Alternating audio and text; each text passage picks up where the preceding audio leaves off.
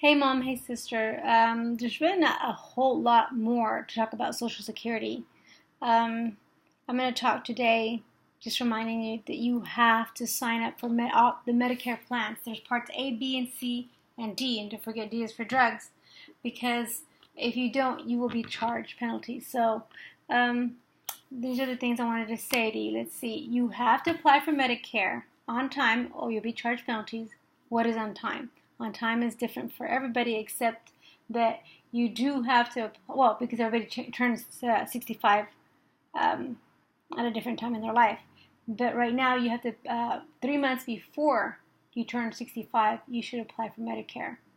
And you don't necessarily have to apply online. I advise that you don't do it online. I advise that you call somebody up, even just a year before, just so that, because I've got an old book on Social Security that none of the laws have changed. I would start calling every year, even if they tell you the same thing every year, just to avoid paying penalties. Once you get insurance, because every insurance, there's parts A, B, C, and D have a different enrollment period. Part A, you have to enroll 3 months before you're 65. The other ones have their own enrollment periods. And each insurance, A is for the hospitals, when you go to the hospital stays, has a premium, and it has a deductible, and it has copays. I know. I mean, your check is already going to be, what, $1,300, between $1,300 and $2,300.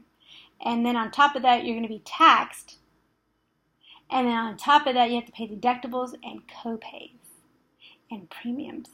Part A is for hospital stays. If you paid enough during the time that you worked from your job and they taxed you correctly, and you made enough money that they could tax you, then you don't have to pay any premiums. But if you were poor and you didn't, there was no way you were going to be able to pay for your premiums, well, now you're going to pay for it. There's premiums. Again, if you don't have to pay for premiums if you paid for it while you were working. There's deductibles, and there's copays. Part B is for doctor's visits and stuff like that, and that also has a deadline where you must do it or you're going to get charged a hefty penalty. And it has everything else, just like every other insurance, deductibles, deductibles, copays, and premiums. Part C, that's probably the last thing I'm going to talk about before I leave Social Security. I thought it was going to take me longer. But no, I bought the book, Mom, just because I know that I don't want you to, if you have a question, for us to be there at like 7, 8 at night or 10 and wondering where to go. Hopefully this will guide us. So for me, it was a worthwhile investment. And the only thing I'm going to talk about with Part C, not today, but just to give you a glimpse of what it's about. Part C is supplemental income, and there's two things called Medigap and Medical Advantage. And so, I don't know. I think when you pay all of this, it just seems like it might be cheaper just not to pay deductible, premium, and copay, and just pay the shit yourself. That's what it sounds like, because it sounds like you're going to be going home and trying to figure out. You're going to spend hours and hours trying to figure out. When you consider the time you invested to try to figure out how much they're going to pay, it just seems easier just to pay, right? It just seems like if you have a deductible, a premium, and a copay, that already sounds like $200-300 a month already, right? And now you got another insurance that you have to pay for, which is Part C, and that's going to be another $100-150. That's $450. I mean, I don't know. It just seems to me like it's easier just to pay, but of course there's things like catastrophic accidents, and I don't know. I guess it isn't. I guess, you know what? It isn't. It isn't cheaper, but it just sucks, right? Because it's going to cut out so much from your check. Then you've got Part D, and Part D is prescription drugs. Not all insurance for Part D. It's a standalone. It's by itself. It's not connected to your health insurance.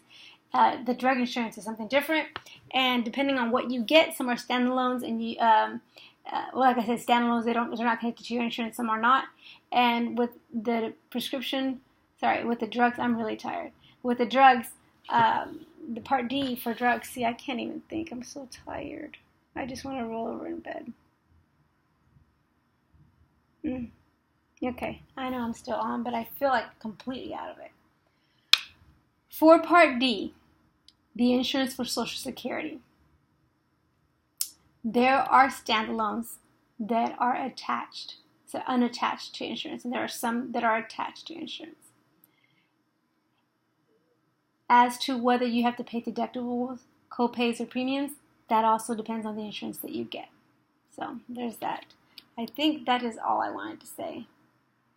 Yeah, I put at the bottom, just to give you an idea what the cost was for deductibles and premiums in 2014 and 2015. All right, bye. I'm so sorry. Oh, and the number for Social Security is down here.